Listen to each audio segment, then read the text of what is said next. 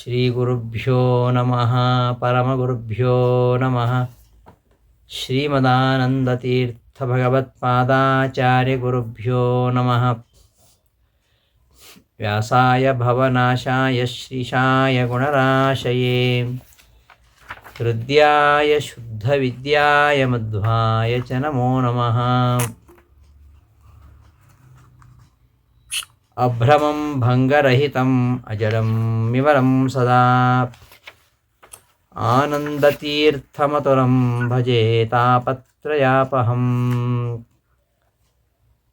ಮಿಥ್ಯಾಸಿದ್ಧಾಂತದುರ್ಧ್ವಾಂತವಿಧ್ವಂಸನವಿಚಕ್ಷಣಃ ಜಯತೀರ್ಥಾಖ್ಯತರಣಿಃ ಭಾಸತಾಂ no ಹೃದಂಬರೆ. ನ್ಯಾಯಚಂದ್ರಿಕಯಾ ಯುಕ್ತಂ ನ್ಯಾಯಾಮೃತಕಲಾನಿಧಿಂ ತರ್ಕೋಡುತಾಂಡವಕೃತಿಂ ವ್ಯಾಸರಾಜವಿಧಂ ಭಜೆ. ಭಕ್ತಾನಾಂ ಮಾನಸಾಂ ಭೋಜಭಾನವೇ ಕಾಮಧೇನವೇ ನಮತಾಂ ಕಲ್ಪತರವೇ ಜಯೀಂದ್ರಗುರವೇ ನಮಃ. ಕುಶಾಗ್ರಮತಯೇ ಭಾನುದ್ಯುತಯೇ ವಾದಿಭೀತಯೇ ಆರಾಧಿತಶ್ರೀಪತಯೇ ಸುಧೀಂದ್ರಯತೆ ನಮಃ. ದುರ್ವಾದಿಧ್ವಾಂತರವಯೇ ವೈಷ್ಣವೇಂದೀವರೇಂದವೇ ಶ್ರೀರಾಘವೇಂದ್ರಗುರವೇ ನಮಃ ಕಾರುಣ್ಯಸಿಂಧವೇ. ಶ್ರೀಮತೋ ರಾಘವೇಂದ್ರಸ್ಯ ನಮಾಮಿ ಪದಪಂಕಜೇ ಕಾಮಿತಾಶೇಷಕಲ್ಯಾಣಕರಣಕಲ್ಪಪಾದಪೌ. ಅಜ್ಞಾನತಿಮಿರಚ್ಛೇದಂ ಬುದ್ಧಿಸಂಪತ್ಪ್ರದಾಯಕಂ ವಿಜ್ಞಾನವಿಮಲಂ ಶಾಂತಂ ವಿಜಯಾಖ್ಯಗುರುಂ ಭಜೆ. ತಪಸ್ವಾಧ್ಯಾಯ ಶುಶ್ರೂಷಾ ಕೃಷ್ಣಪೂಜಾರತಂ ಮುನಿಂ ವಿಶ್ವೇಶಮಿಷ್ಟದಂ ವಂದೇ ಪರಿವ್ರಾಟ್ ಚಕ್ರವರ್ತಿನಂ. ಶ್ರೀ ಗುರುಭ್ಯೋ ನಮಃ. ಆತ್ಮೀಯರೇ, ಗೀತಾವರ್ತಿ ಪಾಠಕ್ಕೆ ಸುಸ್ವಾಗತ. ಭಗವದ್ಗೀತೆ 17ನೇ ಅಧ್ಯಾಯದಲ್ಲಿ ಈ ಜೀವಿ ಮಾಡತಕ್ಕಂತಹ ಯಜ್ಞ, ದಾನ, ತಪಸ್ಸು ಇವುಗಳೆಲ್ಲ ಅವರವರ ಸಾತ್ವಿಕ, ರಾಜಸ, ಸತ್ವರಜಸ್ತಮೋ ಗುಣಗಳಿಗೆ ಅನುಗುಣವಾಗಿ ಅವುಗಳು ಫಲವನ್ನು ನೀಡುವಂಥದ್ದು. ಆ ಸಾತ್ವಿಕಾದಿ ಪ್ರಭೇದಗಳನ್ನು ಈವರೆಗೆ ಹೇಳಿ ಶ್ರೀಕೃಷ್ಣ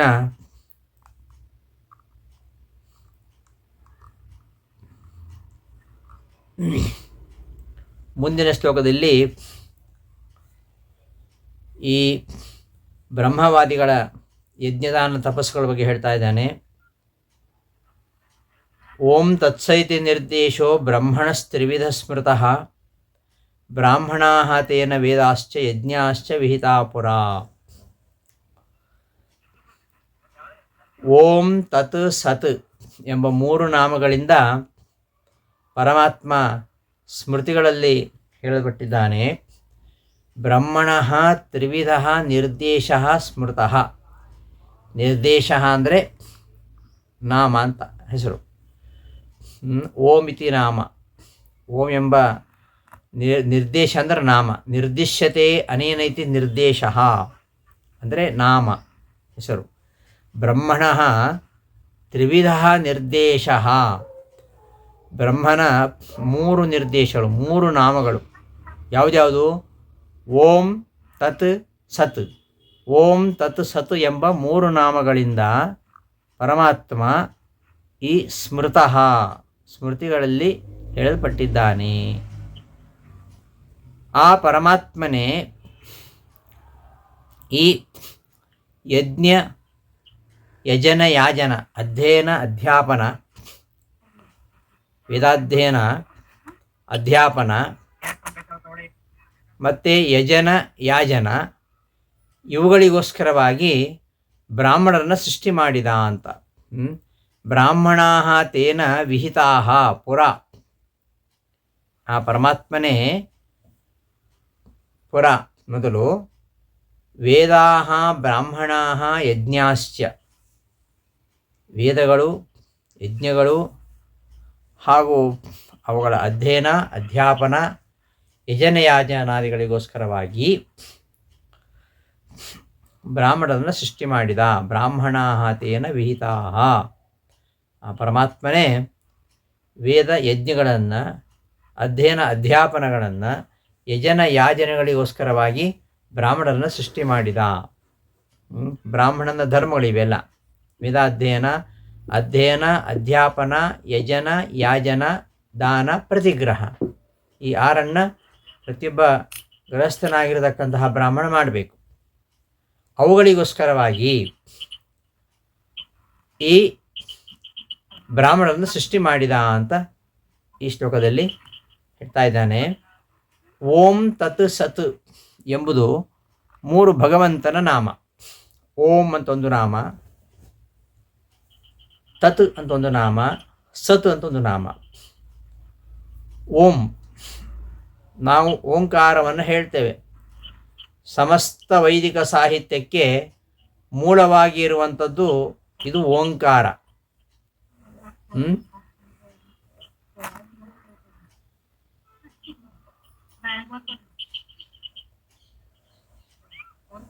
ಓಂಕಾರೇಣೈವ ಸರ್ವವಾಕ್.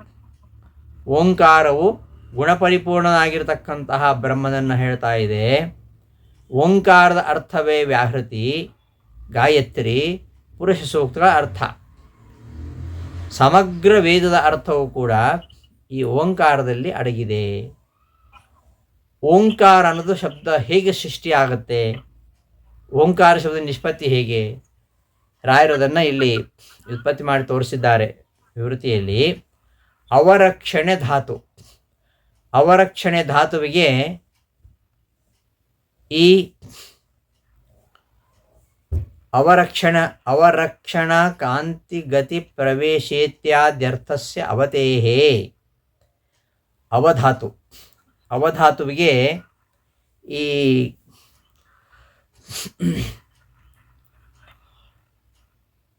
ಮನ್ ಪ್ರತ್ಯಯ ಬರುತ್ತೆ.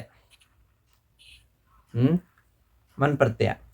ಮನ್ ಪ್ರತ್ಯಯ ಬಂದು ಆ ಮನ್ನಲ್ಲಿ ಅನ್ನೋದು ಟಿ, ಅದು ಟಿ ಸಂಜ್ಞೆ. ಅದಕ್ಕೆ ಆ ಟಿ ಲೋಪ ಆದರೆ ಮು ಅಂತ ಉಳಿಯುತ್ತೆ. ಅವಮು ಅಂತ ಆಗುತ್ತೆ. ಅವಮು ಅಂತ ಆದಮೇಲೆ ಮುಂದೆ ಈ ಸಾರ್ವಧಾತುಕ ಆರ್ಧಾತುಕಯೋಹ ಎಂಬ ಸೂತ್ರದಿಂದ ಗುಣ ಬರುತ್ತೆ. ಗುಣ ಬರುವ ಮೊದಲು ಈ ಜ್ವರತ್ವರ ಎಂಬ ಸೂತ್ರದಿಂದ ಊಠ್ ಪ್ರತ್ಯಯ ಬರುತ್ತದೆ. ಜ್ವರತ್ವರ ಶವ್ಯವಿ ಉಪಾಧ್ಯಾಯಾಶ್ಚ ಎಂಬ ಸೂತ್ರದಿಂದ ಊಠಾಗಮ ಬರುತ್ತೆ. ಊಠಾಗಮ ಅಂದರೆ ಅವ ಉ ಮು, ಅವ ಉ ಮು. ಆಮೇಲೆ ಆ ಸಾರ್ವಧಾತುಕ ಆರ್ಧಾತುಕ ಎಂಬ ಸೂತ್ರದಿಂದ ಗುಣ ಬರುತ್ತೆ, ಓಂ ಅಂತ ಆಗುತ್ತೆ. ಒಂದು ರಕ್ಷಣಾರ್ಥಕ ಅವಧಾತು. ರಕ್ಷಣಾರ್ಥಕ ಅವಧಾತುವಿಗೆ ಮನ್ ಪ್ರತ್ಯಯ ಬಂದು ಓಂ ಅಂತ ಆಗೋದು. ಓಂ ಶಬ್ದದ ಅರ್ಥ ಏನು ಅಂದರೆ ಅವತಿ ಸರ್ವಂ ರಕ್ಷತಿ ಸರ್ವಮಿತಿ ಓಂ. ಎಲ್ಲರನ್ನು ರಕ್ಷಣೆ ಮಾಡುವ ಎಂಬ ಕಾರಣಕ್ಕೆ ಇವನಿಗೆ ಓಂ ಅಂತ ಹೆಸರು ಪರಮಾತ್ಮನಿಗೆ. ಆಮೇಲೆ ಅವರಕ್ಷಣೆ ಆವಯತಿ ಅಂದರೆ ರಕ್ಷಯತಿ, ರಕ್ಷಣೆ ಮಾಡುವಂತೆ ಮಾಡುತ್ತಾನೆ. ಎಲ್ಲರನ್ನೂ ಇವನು ತತ್ವಾಭಿಮಾನಿ ದೇವತೆಗಳ ಮೂಲಕವಾಗಿ ರಕ್ಷಣೆ ಮಾಡುವಂತೆ ಮಾಡುತ್ತಾನೆ. ತತ್ವಾಭಿಮಾನಿಗಳ ಮೂಲಕವಾಗಿ ಪರಮಾತ್ಮ ರಕ್ಷಣೆ ಮಾಡ್ತಾನೆ ಎಂಬ ಅರ್ಥದಲ್ಲಿಯೂ ಕೂಡ ಅವ ರಕ್ಷಣೆ ಧಾತುವಿಗೆ ಮನ್ ಪ್ರತ್ಯಯ ಬಂದು ಓಂ ಅಂತ ಆಗಿದೆ. ಮತ್ತು ಅವ್ಯತೆ ಇತಿ ಓಂ. ಅವ್ಯತೆ ಅಂದರೆ ರಕ್ಷ್ಯತೆ, ರಕ್ಷತೆ ಜ್ಞಾನಿಭಿ ಇತಿ ಓಂ.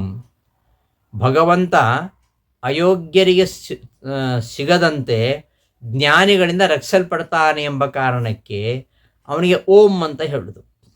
ಓಂ ಅಂದರೆ ಈ ಅಯೋಗ್ಯರಿಗೆ ತಲುಪದಂತೆ ಜ್ಞಾನಿಗಳಿಂದ ರಕ್ಷಿಸಲ್ಪಡತಕ್ಕಂಥವನು ಅಂತ ಅರ್ಥ.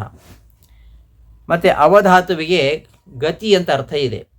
ಅವಗಚ್ಚತಿ, ಅವಗತವು ಧಾತು. ಗಚ್ಚತಿ ಇತಿ, ಅವತಿ ಇತಿ ಓಂ ಅಂತ. ಅಂದರೆ ಪರಮಾತ್ಮ ಭಕ್ತರ ಪರವಶನಾಗಿ ಅವನು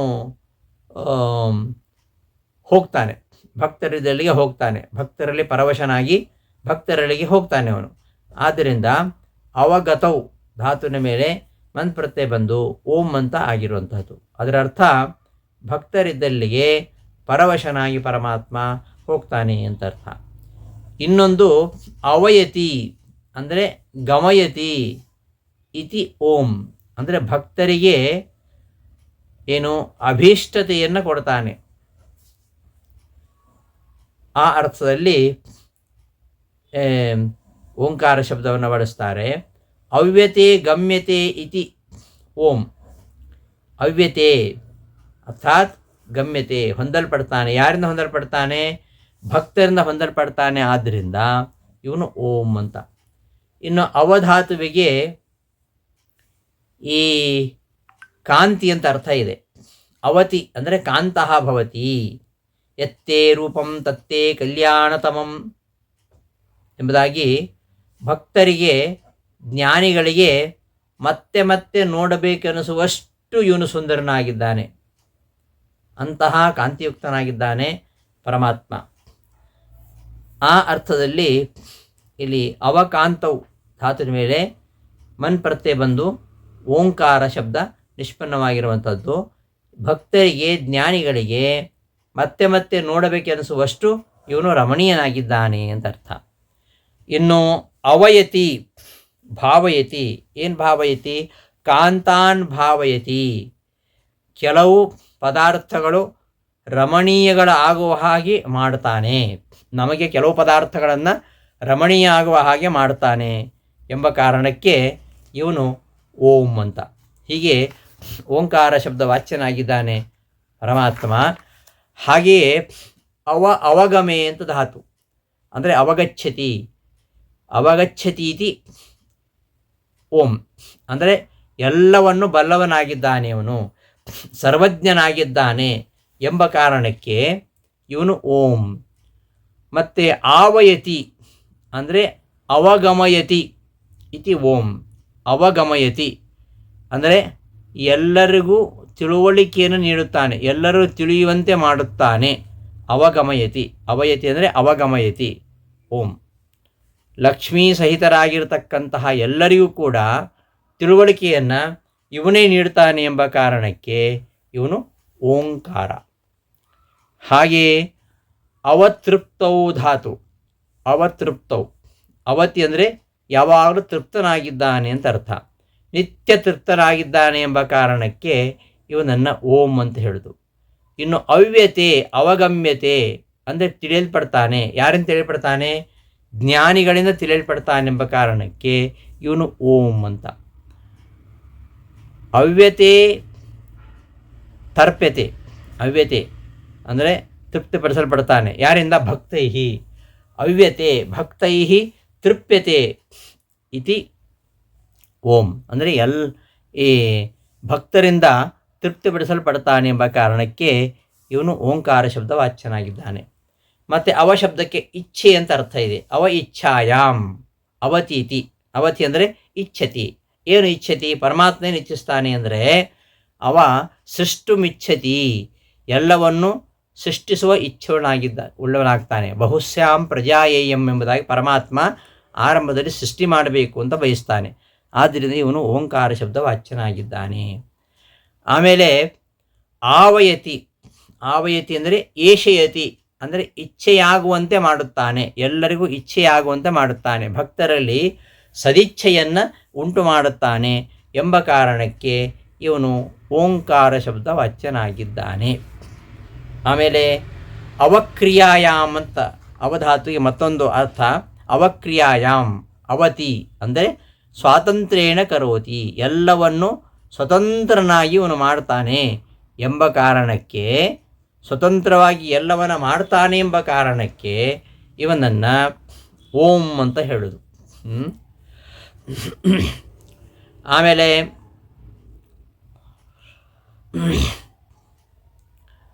ಈ ಅವಯತಿ, ಎಲ್ಲವನ್ನು ಮಾಡಿಸ್ತಾನೆ, ಎಲ್ಲರಿಂದ ಎಲ್ಲವನ್ನು ಮಾಡಿಸ್ತಾನೆ. ಕಾರಯತಿ ನಮ್ಮಿಂದ ಬೇರೆ ಬೇರೆ ಕಾರ್ಯಗಳನ್ನು ಮಾಡಿಸ್ತಾನೆ ಎಂಬ ಕಾರಣಕ್ಕೆ ಇವನು ಓಂಕಾರ ಶಬ್ದ ವಾಚ್ಯನಾಗಿದ್ದಾನೆ. ಮತ್ತು ಅವ್ಯತೆ ಸ್ವಯಂ ಸ್ವೇನೈವ ಕ್ರಿಯತೆ, ಭಗವಂತ ತನ್ನಿಂದ ತಾನೇ ಸೃಷ್ಟಿಸಲ್ಪಡ್ತಾನೆ ಎಂಬ ಕಾರಣಕ್ಕೆ ಆ ಅರ್ಥದಲ್ಲಿ ಅವಧಾತುವಿನ ಮೇಲೆ ಮನ್ ಪ್ರತ್ಯಯ ಬಂದು ಓಂಕಾರ ಶಬ್ದ ನಿಷ್ಪನ್ನವಾಗಿದೆ.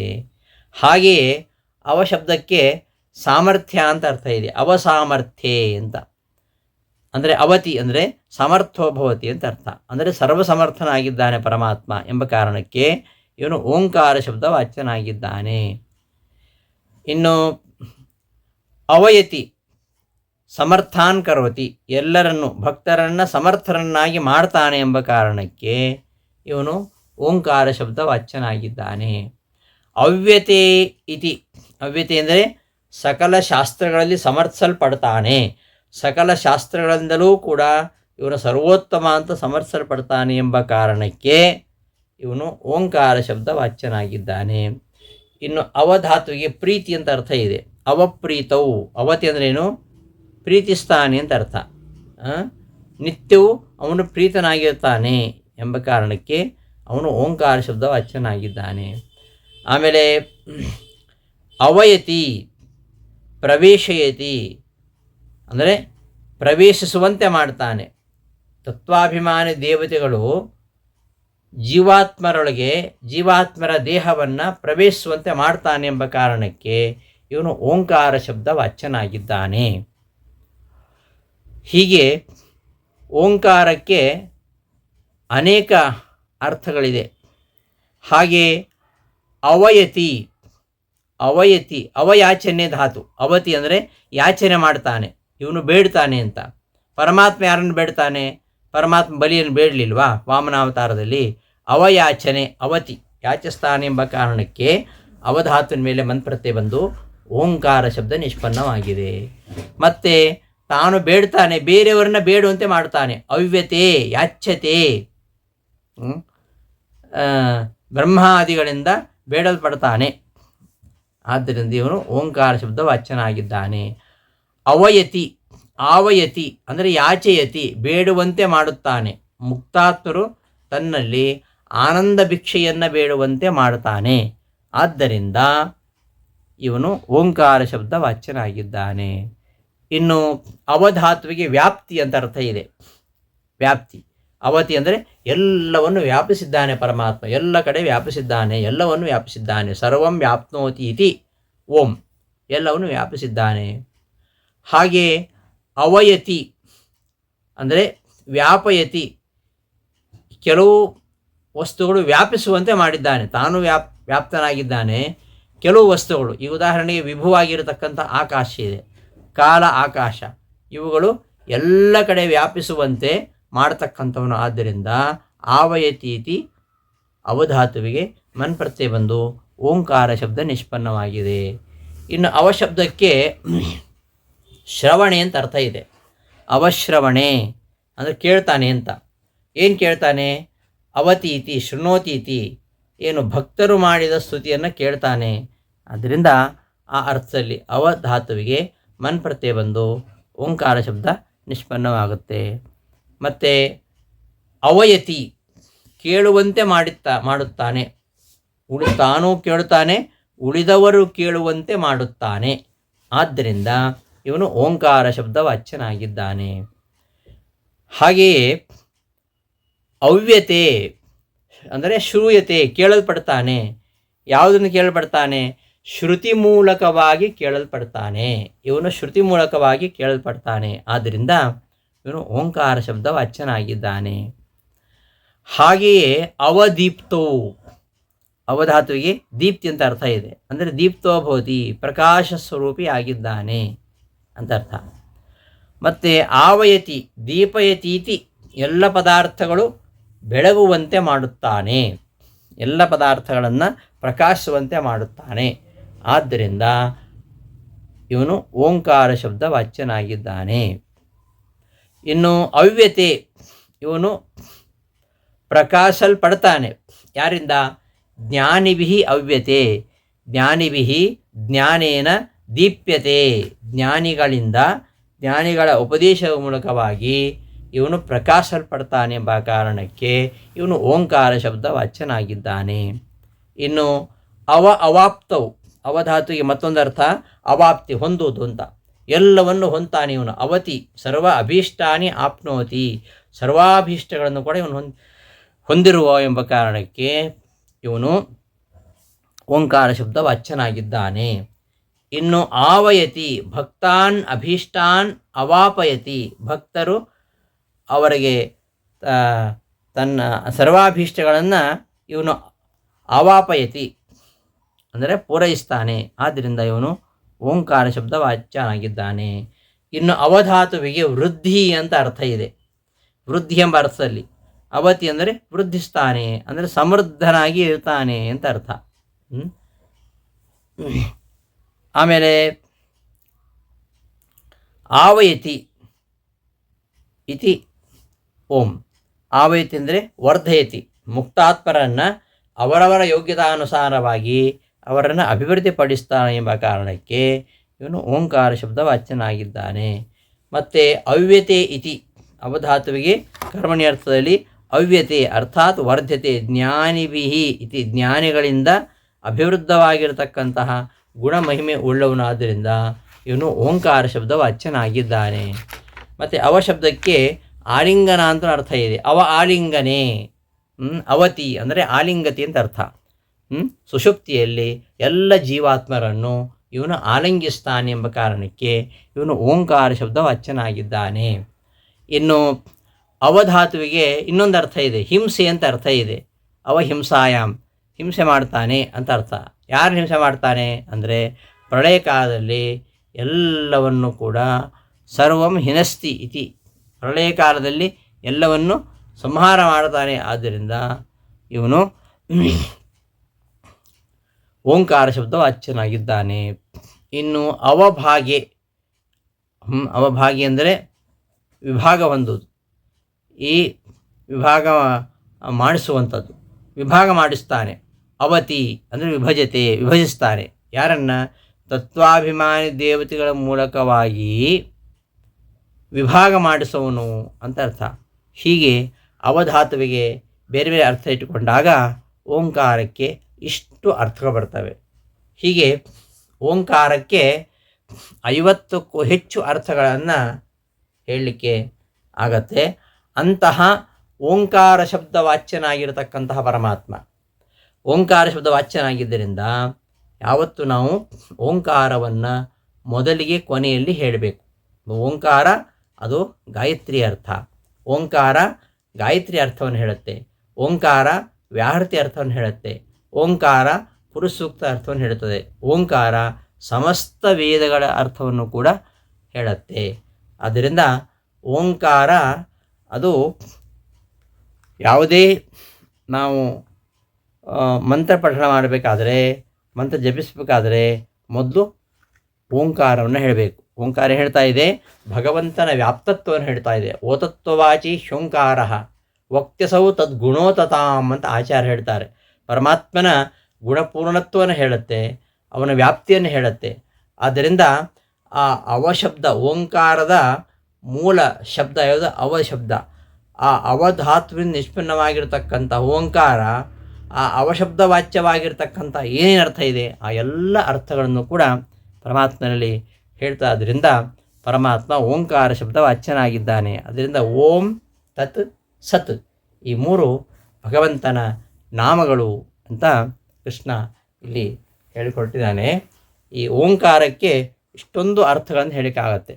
ಪರಮಾತ್ಮನ ಈ ವಿಷ್ಣು ಸಹಸ್ರನಾಮದ ರೂಪಗಳಿವೆಯಲ್ಲ, ಆ ಎಲ್ಲ ಶಬ್ದಗಳಿಗೆ ನೂರಾರು ಅರ್ಥಗಳನ್ನು ಹೇಳಲಿಕ್ಕಾಗತ್ತೆ. ಅದನ್ನು ಆಚಾರ್ಯರು ವಿಶ್ವ ಪದಾರ್ಥಕ್ಕೆ 100 ಅರ್ಥ ಹೇಳಿದರು ಎಂಬುದನ್ನು ನಾವು ಮಧ್ವಜದಲ್ಲಿ ನೋಡಿದ್ದೇವೆ. ಹೀಗೆ ಓಂ ಶಬ್ದಕ್ಕೆ ಅವಾಗರ ಕ್ಷಣ, ಕಾಂತಿ, ಗತಿ, ಪ್ರವೇಶ, ತೃಪ್ತಿ ಇವೇ ಮೊದಲಾದ ಅರ್ಥ ಅಂತ ವಿವೃತಿಯಲ್ಲಿ ಹೇಳಿದ್ದರಿಂದ ನಾನು ಇಷ್ಟು ವಿಷಯಗಳನ್ನು ತೆಗೆದುಕೊಳ್ಬೇಕಾಯಿತು.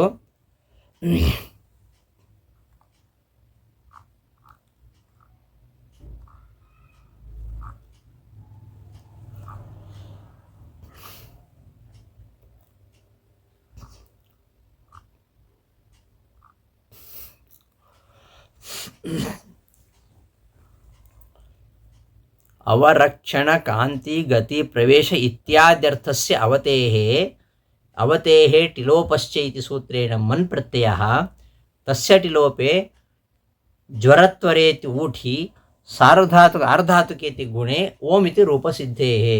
ಓಂಕಾರ ಶಬ್ದ, ಓಂ ಶಬ್ದ ಹೇಗೆ ನಿಷ್ಪನ್ನವಾಗುತ್ತೆ ಅವಧಾತುವಿನಿಂದ ಎಂಬುದನ್ನು ರಾಯರು ಅವರು ತೋರಿಸಿದ್ದಾರೆ. ಆ ಅವಧಾತುವಿಗೆ ಅನೇಕ ಅರ್ಥಗಳಿವೆ ಅಂತ ಹೇಳಿದ್ದಾರೆ. ಅವರಕ್ಷಣ ಕಾಂತಿ ಗತಿ ಪ್ರವೇಶ ಇತ್ಯಾದಿ ಅರ್ಥ ಅಂತ ಹೇಳಿದ್ರಿಂದ ನಾನು ಅದರ ಜೊತೆಯಲ್ಲಿ ಕೆಲವು ಅರ್ಥಗಳನ್ನು ಸೇರಿಸಿ ಹೇಳಿದ್ದೇನೆ. 50 ಅರ್ಥಗಳನ್ನು ಸಂಧ್ಯಾವಂದನೆ ಪುಸ್ತಕದಲ್ಲಿ ನಾನು ತೋರಿಸಿಕೊಟ್ಟಿದ್ದೇನೆ. ಋಗ್ವೇದಿಯ ಸಂಧ್ಯಾವಂದನೆ ಪುಸ್ತಕದಲ್ಲಿ ಈ ಪ್ರಾಣಾಯಾಮ ಓಂಕಾರದ ಬಗ್ಗೆ ಹೇಳುವಾಗ ಓಂಕಾರಕ್ಕೆ 50ಕ್ಕೂ ಹೆಚ್ಚು ಅರ್ಥಗಳನ್ನು ಹೇಳಲಿಕ್ಕಾಗತ್ತೆ ಎಂಬುದನ್ನು ಋಗ್ವೇದಿಯ ತ್ರೈಕಾಲಿಕ ಸಂಧ್ಯಾವಂದನೆ ಅಂತ ಪುಸ್ತಕ ಇದೆ. ಆ ಪುಸ್ತಕದಲ್ಲಿ ಅದನ್ನು ಸಂಗ್ರಹ ಮಾಡಿದ್ದೇನೆ. ಋಗ್ವೇದಿಯ ತ್ರೈಕಾಲಿಕ ಸಂಧ್ಯಾವಂದನೆಯ ಪುಸ್ತಕ, ಅದು 2010ರಲ್ಲಿ ಪ್ರಿಂಟ್ ಆಗಿರುವಂಥದ್ದು. ಹೀಗೆ ಓಂಕಾರಕ್ಕೆ ಸಾಕಷ್ಟು ಅರ್ಥಗಳನ್ನು ಆಚಾರ್ಯರು ನಮಗೆ ಅಲ್ಲಲ್ಲಿ ತೋರಿಸ್ತಾರೆ. ಉಪನಿಷತ್ತು ಭಾಷ್ಯಗಳಲ್ಲಿ ತಮ್ಮ ಗ್ರಂಥಗಳಲ್ಲಿ ತೋರಿಸಿದ್ದನ್ನು ಸಂಗ್ರಹ ಮಾಡಿ ಒಂದು ಕಡೆ ಸಂಗ್ರಹ ಮಾಡಿದ್ದೇನೆ. ಹೀಗೆ ಓಂಕಾರ ಅನ್ನೋದು ಪರಮಾತ್ಮನ ಅದು ನಾಮ, ಪರಮಾತ್ಮನ ಹೆಸರು ಓಂಕಾರ ಅನ್ನೋದು. ಹಾಗೆ ತತ್ ಸತ್ ಈ ಶಬ್ದಗಳು ಕೂಡ ಪರಮಾತ್ಮನ ಹೆಸರುಗಳನ್ನು ಪರಮಾತ್ಮನನ್ನು ಹೇಳ್ತಾ ಇವೆ. ತತ್ ಅಂದ್ರೇನು, ಸತ್ ಅಂದ್ರೇನು? ಈ ತತ್ ಹಾಗೂ ಸತ್ ಈ ಎರಡೂ ಶಬ್ದಗಳು ವಿಷ್ಣು ಸಹಸ್ರನಾಮದಲ್ಲಿ ಬರ್ತವೆ. ತತ್ ಶಬ್ದದಿಂದ ಪರಮಾತ್ಮ ಯಾಕೆ ವಾಚ್ಯನಾಗಿದ್ದಾನೆ, ಪರಮಾತ್ಮನೇ ತತ್ ಅಂತ ಯಾಕೆ ಹೆಸರು, ಸತ್ ಅಂತ ಯಾಕೆ ಹೆಸರು, ಅದನ್ನು ನಾವು ಮುಂದಿನ ಪಾಠದಲ್ಲಿ ನೋಡೋಣ. ಓಂ ತತ್ ಸತ್ ಈ 3 ನಾಮಗಳಿಂದ ಪರಮಾತ್ಮ ಸ್ಮೃತಿಗಳಲ್ಲಿ ಹೇಳಲ್ಪಟ್ಟಿದ್ದಾನೆ. ಅಂತಹ ಪರಮಾತ್ಮನೇ ಈ ವೇದಗಳ ಅಧ್ಯಾಪನ, ಯಜನಯಾಜನ ಇವುಗಳಿಗೋಸ್ಕರವಾಗಿ ಬ್ರಾಹ್ಮಣರನ್ನು ಸೃಷ್ಟಿ ಮಾಡಿದ ಅಂತ ಈ 23ನೇ ಶ್ಲೋಕದಲ್ಲಿ ನಿರೂಪಣೆ ಮಾಡ್ತಾ ಇದ್ದಾರೆ. ಅಫಲಾಕಾಂಕ್ಷಿಭಿಃ ಇತ್ಯಾದಿನ ಪೂರ್ವಂ ಯಜ್ಞತಪೋದಾನಾನಾಂ ಸಾತ್ವಿಕತ್ವಾದಿಹೇತವಃ ಅಸಾಧಾರಣಧರ್ಮಾಃ ಉಕ್ತಾಃ ಸಾಧಾರಣಾಂಸ್ತು ವಕ್ತುಂ ಅನೇಕ ಕರ್ತೃಕಚರಿತಾನುವಾದರೂಪ ಕಲ್ಪಾಖ್ಯಾರ್ಥವಾದಮಾಹ ಓಂ ಇತ್ಯಾದಿನ. ಈ ಒಂದು ಶ್ಲೋಕಕ್ಕೆ ಅವತರಣಿಕೆಯನ್ನು ರಾಯರು ಕೊಡ್ತಾರೆ. ಅಫಲಾಕಾಂಕ್ಷಿಭಿ ಇತ್ಯಾದಿ ಶ್ಲೋಕಗಳಿಂದ ಹಿಂದೆ ಆರಂಭದಿಂದ 17ನೇ ಅಧ್ಯಾಯದ 11ನೇ ಶ್ಲೋಕದಿಂದ ಆರಂಭ ಆಯಿತು. ಅಲ್ಲಿಂದ ಯಜ್ಞ, ದಾನ, ತಪಸ್ಸು ಇವುಗಳು ಸಾತ್ವಿಕ, ರಾಜಸ, ತಾಮಸ ಆಗಲಿಕ್ಕೆ ಕಾರಣ ಏನು? ಒಂದೇ ಯಜ್ಞ ಅದು ಸಾತ್ವಿಕವೂ ಆಗತ್ತೆ, ರಾಜಸೂ ಆಗತ್ತೆ, ತಾಮಸೂ ಆಗತ್ತೆ. ನಾವು ಮಾಡ್ತಕ್ಕಂತಹ ಒಂದೇ ದಾನ ಅದು ಸಾತ್ವಿಕವೂ ಆಗತ್ತೆ, ರಾಜಸವೂ ಆಗತ್ತೆ, ತಾಮಸವೂ ಆಗತ್ತೆ.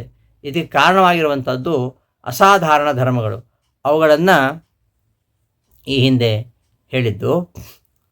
ಇನ್ನು ಸಾಧಾರಣ ಧರ್ಮವನ್ನು ಹೇಳಲಿಕ್ಕೋಸ್ಕರವಾಗಿ ಅರ್ಥವಾದವನ್ನಲ್ಲಿ ಹೇಳ್ತಾ ಇದ್ದಾನೆ. ಹೀಗೆ ಹೇಳ್ತಾ ಇರೋದು ಯಾಕೆ ಅಂದರೆ, ಈ ಅನೇಕರು ಈ ತರಹ ಅನುಷ್ಠಾನ ಮಾಡಿದ್ದಾರೆ ಅಂತ ಹೇಳಿದರೆ ಅದು ಅರ್ಥವಾದ ಆಗತ್ತೆ. ಎಲ್ಲರೂ ಅನುಷ್ಠಾನ ಮಾಡಿದ್ದಾರೆ, ನಾವು ಮಾಡಬೇಕು ಅಂತ. ಹಾಗೆ ಅನೇಕರು ಇವುಗಳನ್ನು ಯಜ್ಞದಾನ ತಪಸ್ಸುಗಳನ್ನು ಅನುಷ್ಠಾನ ಮಾಡಿದ್ದಾರೆ ಅಂತ ಅನೇಕರಿಂದ ಅನುಷ್ಠಿತವಾಗಿರತಕ್ಕಂತಹ ಆಚರಣೆಗಳ ಅನುವಾದ ರೂಪವಾದ ಅರ್ಥವಾದ. ಇದೊಂದು ಅರ್ಥವಾದ ಅಂದರೆ ಅದನ್ನು ಅನುವಾದ ಮಾಡ್ತಾ ಇರೋದು ಯಾಕೆ ಅಂದರೆ, ಇವರೆಲ್ಲ ಮಾಡಿದ್ದಾರೆ ನಾವು ಮಾಡಬೇಕು ಅಂತ ಪ್ರಶಂಸೆ ಅದು. ಅದನ್ನು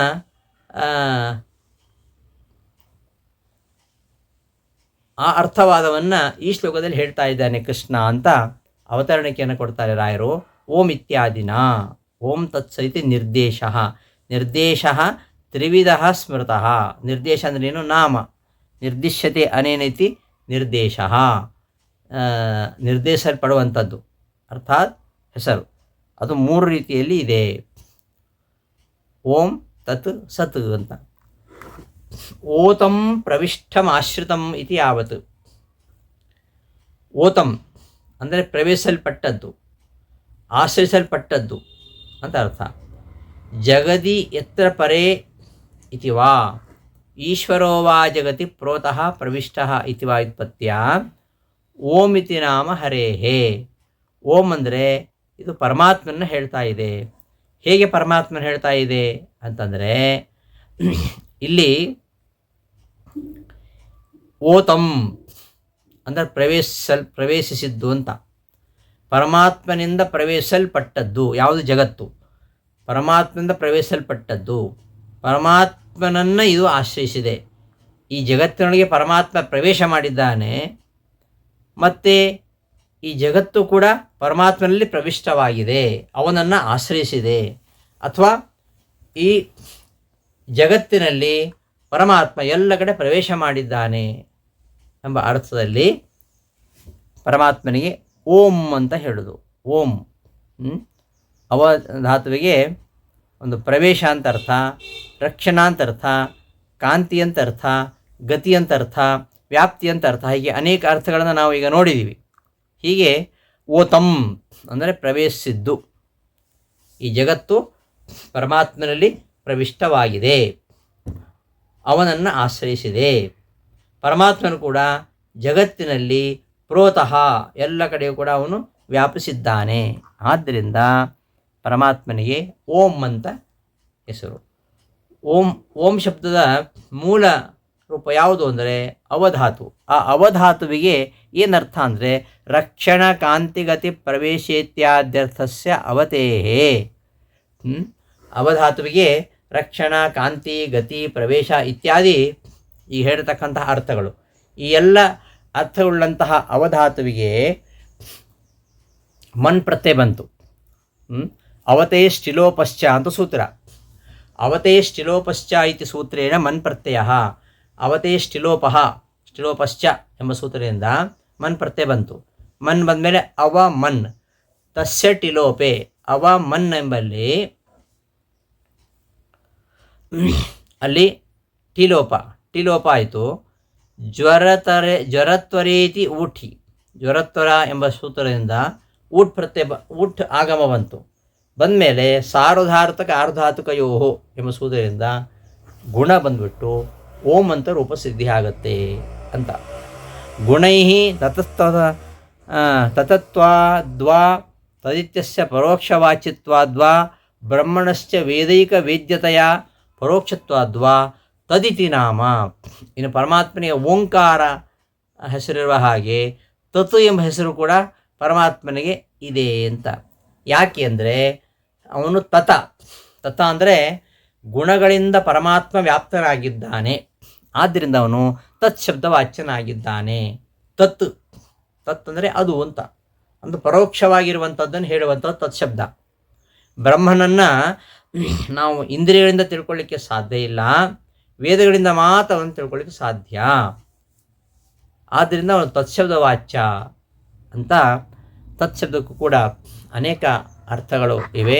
ಆ ಅರ್ಥಗಳನ್ನು ನಾಳೆ ಹೇಳ್ತೇನೆ. ಹೀಗೆ ಓಂ ತತ್ ಸತ್ ಈ 3 ಶಬ್ದಗಳು ಕೂಡ 3 ನಾಮಗಳು ಕೂಡ ಪರಮಾತ್ಮನದ್ದೇ ಅಂತ ಈ ಶ್ಲೋಕದಲ್ಲಿ ಹೇಳ್ತಾ ಇದ್ದಾನೆ. ಈ ತತ್ ಮತ್ತು ಸತ್ ಈ ಶಬ್ದಗಳ ಅರ್ಥಾನುಸಂಧಾನವನ್ನು ನಾವು ಮುಂದಿನ ಪಾಠದಲ್ಲಿ ನೋಡೋಣ ಅಂತ ಹೇಳ್ತಾ ಈ ಒಂದು ಶ್ಲೋಕದ ಅನುವಾದದೊಂದಿಗೆ ಇವತ್ತಿನ ಪಾಠವನ್ನು ಸಮಾಪ್ತಿಗೊಳಿಸ್ತೇನೆ. ಶ್ರೀಕೃಷ್ಣ ಅರ್ಪಣಮಸ್ತು. ಧನ್ಯವಾದಗಳು.